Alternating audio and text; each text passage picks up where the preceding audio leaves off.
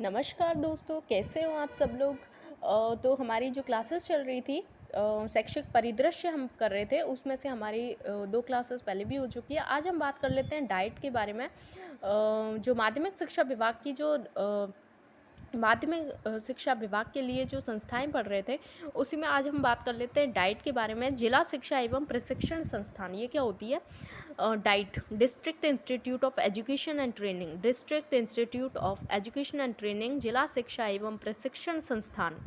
Diet का full form होता है district institute of education and training. मानव संसाधन विकास मंत्रालय भारत सरकार, मानव संसाधन विकास मंत्रालय भारत सरकार नई दिल्ली के द्वारा 1987-88 में जिला स्तर पर जिला शिक्षा एवं जिला स्तर पर, देखो किस पे, जिला स्तर पर जिला शिक्षा एवं प्रशिक्षण संस्थान। डाइट का फुल फॉर्म होता है जिला शिक्षा एवं प्रशिक्षण संस्थान। डाइट की जो स्थापना का निर्णय लिया गया था प्रारंभिक शिक्षा के लिए, ठीक है। प्रारंभिक शिक्षा के लिए मानव संसाधन विकास मंत्रालय नई दिल्ली के द्वारा 1987-88 में जिला स्तर पर जो डाइट की स्थापना का निर्णय लिया गया था प्रारंभिक शिक्षा के लिए, ठीक है। वर्तमान में राजस्थान के 33 जिलों में डाइट स्थापित है। 33 जो जिले हैं उनमें डाइट स्थापित है। डाइट के संचालन के लिए मानव संसाधन एवं विकास मंत्रालय द्वारा नवंबर 1989 में, डाइट के संचालन के लिए नवंबर 1989 में, 1989 में पिंक गाइड बुक का प्रकाशन किया गया था। किसने किया था? मानव संसाधन विकास मंत्रालय के द्वारा डाइट के संचालन के लिए नवंबर 1989 में, किसमें, 1989 में पिंक गाइड बुक का प्रकाशन किया गया था मानव संसाधन विकास मंत्रालय के द्वारा। मानव संसाधन एवं विकास मंत्रालय द्वारा डाइट को शिक्षा के क्षेत्र में लाइट हाउस कहा गया है। किसके द्वारा? मानव संसाधन विकास मंत्रालय के द्वारा लाइट हाउस की शिक्षा की क्या संज्ञा दी गई है। और राज्य स्तर पर डाइट का संचालन कौन करता है? RSCRT उदयपुर। राज्य स्तर पर पूरा जैसे राजस्थान राज्य है तो राज्य स्तर पर डाइट का जो संचालन करता है वो कौन करता है? RSCERT उदयपुर, ठीक है। डाइट के प्रभाग के बारे में बात करें तो 7 अकादमिक विभाग होते हैं डाइट के। संगठनात्मक स्वरूप के बारे में बात करें तो प्रशासनिक नियंत्रण कौन करता है? निदेशालय प्रारंभिक शिक्षा बीकानेर। प्रशासनिक नियंत्रण करता है निदेशालय प्रारंभिक शिक्षा बीकानेर। और अकादमिक नियंत्रण होता है RSCRT उदयपुर के द्वारा। अकादमिक तो RSCRT उदयपुर ही करता है, ठीक है, इसका संचालन डाइट का। और प्रशासनिक जो नियंत्रण है वो होता है निदेशालय प्रारंभिक शिक्षा बीकानेर।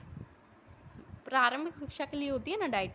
देखो डाइट के कार्य देखते हैं तो प्रशिक्षण प्रदान करना यानी कि सेवा पूर्व, जैसे कि DLED वगैरह जीतती होती हैं, STC DLED। प्रशिक्षण एवं प्राथमिक 1 to 5 और उच्च माध्यमिक, प्राथमिक एवं उच्च प्राथमिक यानी कि 6 to 8 उच्च प्राथमिक स्तर के शिक्षकों एवं प्रारंभिक शिक्षा के प्रधानाध्यापकों को प्रारंभिक शिक्षा के शिक्षकों और प्रारंभिक शिक्षा के प्रधान अध्यापकों को सेवारत प्रशिक्षण प्रदान किया जाता है डाइट के द्वारा। प्रारंभिक शिक्षा की संख्याओं को शैक्षिक सलाह एवं परामर्श, प्रारंभिक शिक्षा की जो संस्थाएं हैं उनको शैक्षिक सलाह और परामर्श कौन देता है? डाइट। कक्षा 5 व 8 की बोर्ड परीक्षाओं का आयोजन कौन करता है? डाइट करता है। समसा के विभिन्न प्रकार के प्रशिक्षणों का आयोजन कौन करता है? डाइट करता है। नोट देखो, नोट में लिखा है कि डाइट के प्रबंधन एवं विकास के लिए DDMC का गठन किया गया है। डाइट के प्रबंधन और विकास के लिए, प्रबंधन यानी कि नियंत्रण और विकास के लिए, प्रबंधन मैनेजमेंट और विकास के लिए DDMC का गठन किया गया। DDMC में कुल 12 सदस्य होते हैं और उनका अध्यक्ष होता है डाइट का प्राचार्य। डाइट का जो प्राचार्य होता है वो इसका DDMC का क्या है? अध्यक्ष होता है। और DDMC में 12 सदस्य होते हैं। DDMC का फुल फॉर्म होता है diet development and management committee. Diet development and management committee, ठीक है। तो है हमने डाइट के बारे में बात कर ली। अब हम बात कर लेते हैं RSOS, Rajasthan state open school. Rajasthan state open school Jaipur में है, ठीक है। इसकी जो है RSOS, Rajasthan state open school जो हैं उनके बारे में बात कर लेते हैं। तो माध्यमिक शिक्षा के सार्वजनिकरण के लिए एक औपचारिक शिक्षा के वंचित वर्ग को, माध्यमिक शिक्षा के, किसके लिए? माध्यमिक शिक्षा की बात हो रही है। प्रारंभिक शिक्षा की बात कौन करता है? डाइट करता है। डाइट और माध्यमिक शिक्षा RSOS माध्यमिक शिक्षा के सार्वजनिकरण एवं औपचारिक शिक्षा के वंचित वर्ग को शिक्षा की मुख्य धारा से जोड़ने का काम करता है। औपचारिक शिक्षा यानी कि स्कूल में जो जाते हैं ना, औपचारिक शिक्षा होती है, एक विशिष्ट पाठ्यक्रम होता है, उसको बोलते हैं औपचारिक शिक्षा से संबंधित जो वंचित वर्ग है उसकी शिक्षा, उसको शिक्षा की मुख्य धारा से जोड़ने का जो उद्देश्य है वो ही है RSOS का। राजस्थान संस्था पंजीकरण अधिनियम, राजस्थान संस्था पंजीकरण अधिनियम 1958 के तहत ओपन स्कूल की स्थापना कब हुई? स्थापना कब हुई है? 2005 में हुई है, 21 मार्च 2005। जयपुर में इनकी स्थापना हुई थी, जयपुर में 21 मार्च 2005 जयपुर 21 मार्च। संगठनात्मक स्वरूप देखते हैं तो शासी परिषद में अध्यक्ष तो होता है शिक्षा मंत्री RSOS का, ठीक है। शासी परिषद यानी कि शासन करता है, तो उसमें शिक्षा मंत्री अध्यक्ष होता है। निष्पादक जो परिषद है उसमें सभापति, निदेशक और सचिव होते हैं, और सभापति शिक्षा सचिव होते हैं। निदेशक RSOS और सचिव संयुक्त निदेशक RSOS वाले, ठीक है।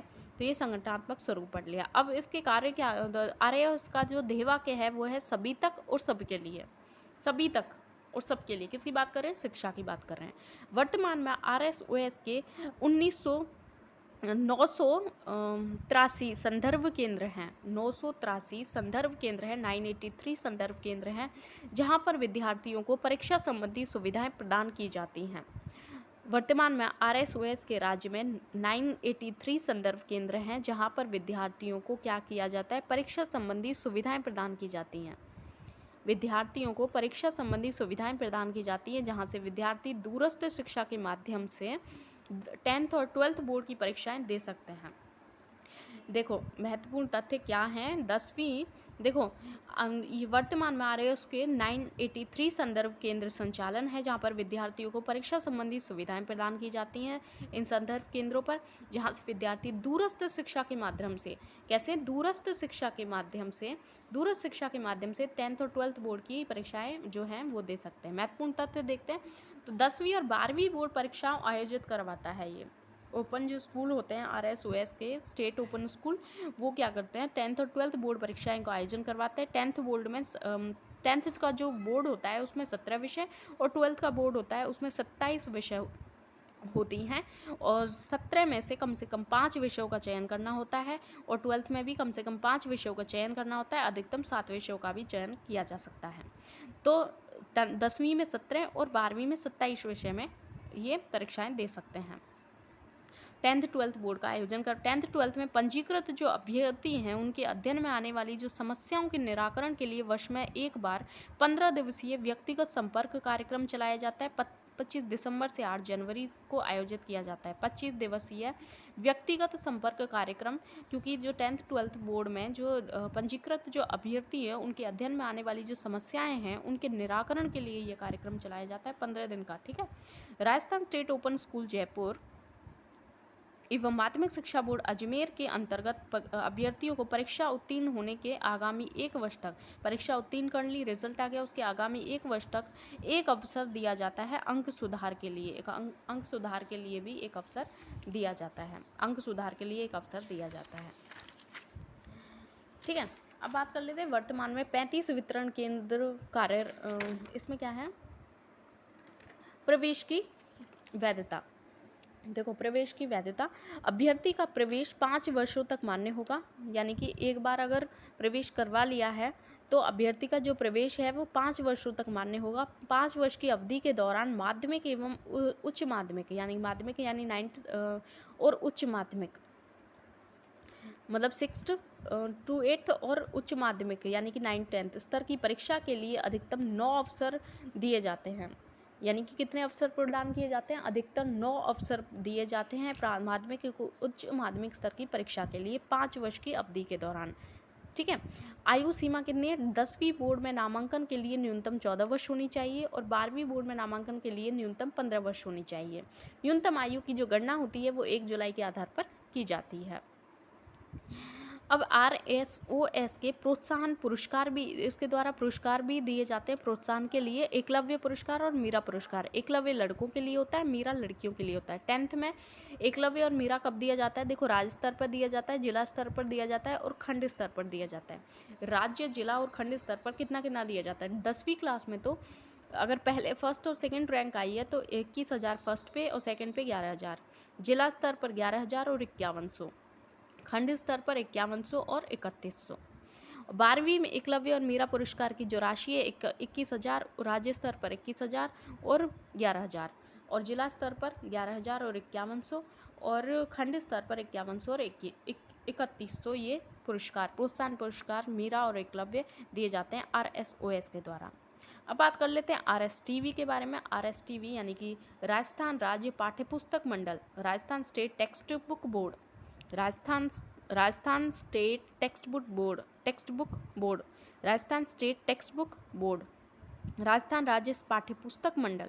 स्थापना हुई है 1973 में इसकी स्थापना की गई है। 19 दिसंबर 1973 में स्वायत्त शासी संस्था के रूप में इसकी स्थापना हुई थी। स्वायत्त शासी संस्था है ये।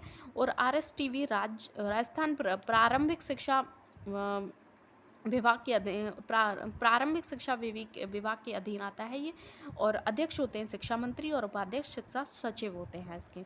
RSTV वर्तमान में झालाना डूंगरी जयपुर में स्थित है। RSTV वर्तमान में कहाँ पे है? जयपुर में स्थित है। कहाँ पे है? झालाना डूंगरी में। झालाना डूंगरी जयपुर में RSTV की जो संस्था है वो स्थित है। वर्तमान में RSTV कक्षा 1 से 12वीं तक के विद्यार्थियों के लिए पाठ्य पुस्तकों का मुद्रण एवं वितरण कर रहा है। मुद्रण और वितरण को 1 से 12वीं तक, कक्षा 1 से 12वीं तक के विद्यार्थियों के लिए पाठ्य पुस्तकों का मुद्रण एवं वितरण कौन कर रहा है? RSTV कर रहा है। ठीक है। वर्तमान में 35 वितरण केंद्र कार्यरत हैं और संभाग स्तर पर 9 हैं और जिला स्तर पर 25 हैं। RSTV का केंद्रीय डिपो कहाँ पे है? जयपुर में ही है। और RSTV के कार्य देखते हैं तो पाठ्यपुस्तकों, शैक्षिक साहित्य का प्रकाशन, विक्रय और वितरण करना इसका कार्य है। नो लॉस नो प्रॉफिट के सिद्धांत पर ये कार्य करता है। किसके स्थान पर? नो लॉस नो प्रॉफिट के स्थान पर RSTV कार्य करता है। ये इंपॉर्टेंट है। देखो, अब हम बात कर लेते हैं थोड़ा सा क्या आयोग, संगठन और संस्था के बारे में। इसकी स्थापना, आयोग, संगठन और संस्था, इसकी स्थापना कब कब हुई है? NCERT की 1961 में, और राजस्थान मदरसा बोर्ड 2003 जयपुर में स्थापना हुई थी। और राजस्थान स्टेट ओपन स्कूल की 21 मार्च 2005 जो अभी बात की है। समसा की स्थापना हुई है 24 मई 2018 को। समसा की स्थापना हुई है। समसा 2.0 की स्थापना 4 अगस्त 2021 को हुई थी। ठीक है, 4 अगस्त 2021 को समसा 2.0 की स्थापना हुई है। स्माइल की जो हुई है वो हुई है 13 अप्रैल 2020 को। स्माइल 2020 से 2021 तक चला है 3.0। उसके बाद बालिका शिक्षा फाउंडेशन 30 मार्च 1995। निपुण भारत 1995 से चल रहा है। बालिका शिक्षा फाउंडेशन 1995 से चल रहा है। निपुण भारत 2021 से स्टार्ट हुआ है। RKSMBK जिसका नाम अभी परिवर्तित किया 2022 से हो रहा है। मुख्य शिक्षा राजस्थान अभियान ये 23 मार्च 2025 से इसकी मुख्यमंत्री शिक्षा राजस्थान अभियान जो चल रहा है 2025 से ही नया स्टार्ट किया है। इसको याद रख लेना थोड़ा सा। मुख्यमंत्री शिक्षा राजस्थान अभियान 2025 से। राष्ट्रीय पोषाहार कार्यक्रम 1995 से ही चल रहा है। ठीक है, तो ये चीज़ें, ये स्थापना इनकी याद रख लेना थोड़ा सा। तो आज का टॉपिक हमारा समाप्त हुआ यहीं पे। नेक्स्ट क्लास में हम नेक्स्ट टॉपिक के साथ मिलेंगे। तब तक के लिए धन्यवाद। ओके।